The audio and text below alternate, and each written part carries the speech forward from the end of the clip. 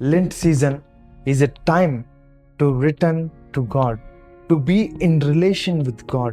అయితే ఎలా మనము రిటర్న్ అవ్వగలం? It's only possible through metanoia, to repent. ఈ రిపెంటెన్స్ ద్వారా మనము ఒక న్యూ బీయింగ్ గా మారతాం. క్రొత్తదనం మన జీవితంలో ఉంటుంది. ఆ న్యూనెస్ లోకి వెళ్తేనే మనం మరలా దేవునితో రీకన్సైల్ అవ్వగలం. దేవునితో రిలేషన్ అనేది ఏర్పడుతుంది. జీసస్ క్రైస్ట్ అంటారు కదా, తిరిగి జన్మించాలి అనేది. కానీ ఈ డిస్ట్రాక్టెడ్ వరల్డ్ లో మనము రిపెంట్ అయ్యి దేవునికి దగ్గరగా అవ్వాలంటే we have to move in to the wilderness.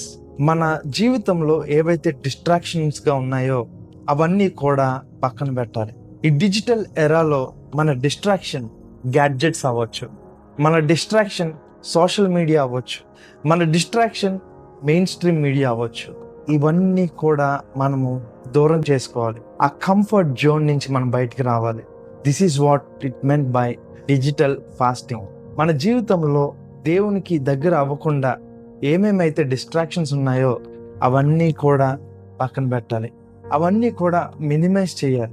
మనం ఎలాగైతే ఫుడ్ని మానేస్తున్నామో, మనం ఎలాగైతే ఫుడ్ క్వాంటిటీని తగ్గించుకుంటామో ఈ సీజన్లో, అలానే మనము ఈ డిజిటల్ యూసేజ్ని కూడా మానేయాలి, లేకపోతే తగ్గించుకోవాలి. So this is what it meant by digital fasting.